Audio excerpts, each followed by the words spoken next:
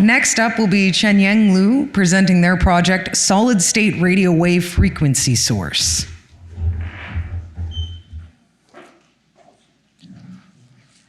Hello everyone, welcome to my presentation to showcase of solid state radio wave frequency source.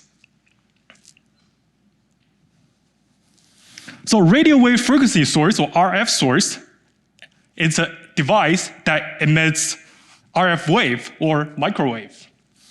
It's a crucial component for our daily life. You might not see it, but it's there, from your personal computer to satellite communication. So the market size right now is $418 million with a 4.3% of increase. So current market offering is either a bulky unit that's about ½ meter long, provides excellent performance, gives very accurate signals, or we have a small unit that's community use, however, it often suffers from its poor performance. While the miniature high performance RF source is lacking, and which have a higher desire from the current market. So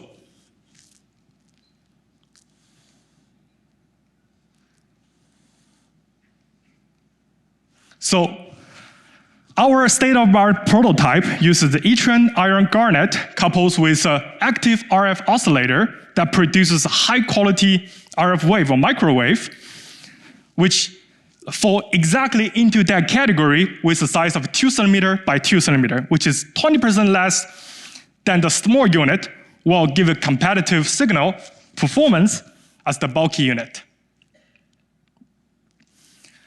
So our product have 3 key advantages. First, it's compact in size, so it saves space, which made the end product much slimmer, whether it's your computer or it's satellite.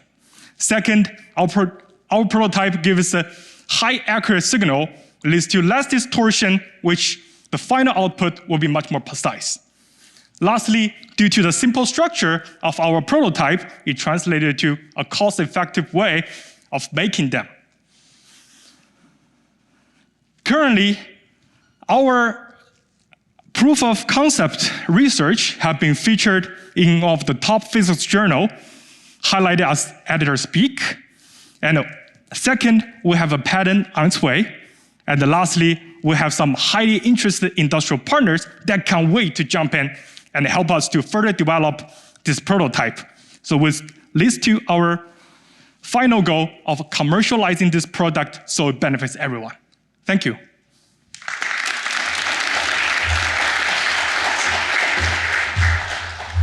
Thanks, Chenyang. Now some questions. So it seems to me that your technology could be used in a lot of different markets. Yeah.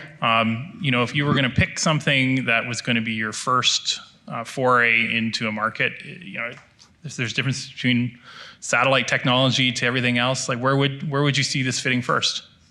As I mentioned, we have some industrial partners that's highly interested in going further with this product.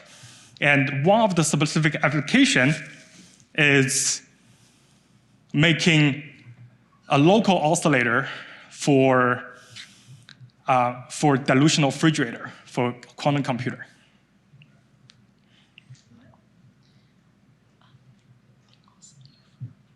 So a dilutional refrigerator is a refrigerator that would go extremely cold weather, low temperature, so quantum computer can function.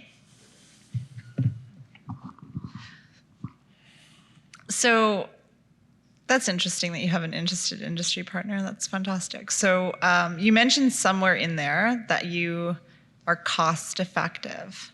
How so? And how did you come to that conclusion? And are you considering costs of development, manufacture? Like how have you costed this? So as of right now, for from different perspectives. So the material we use right now, we can use very cheap materials, right? Copper and FR4, which is a plastic-looking thing, and which is very cheap. So the material-wise is cheap. Second, it doesn't take very long to manufacture a structure. use our PCB printer only takes a few minutes. So I couldn't see a thing like this would cost a lot of time and material and money to manufacture. And you've thought about this for like scale of not just for your own prototype? Yes.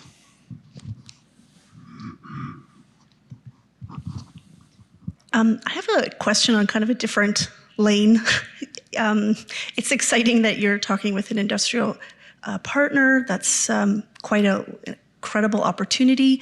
Can you just speak about like some highlights of the process of this project for you? So Meeting these people, perhaps, that kind of thing? yeah, so for myself, my job is to miniaturize this prototype from the research we have done in the past. And because if we want to integrate this device into other systems, it has to be very small, which it's a brand new experience for me to outreach to other people, other industrials doing the market research, and to finally decide how small it needs to be and what's the skill need to be put in, and also the performance is needed. So and learning along the way, that's my highlight for this project. Thank you.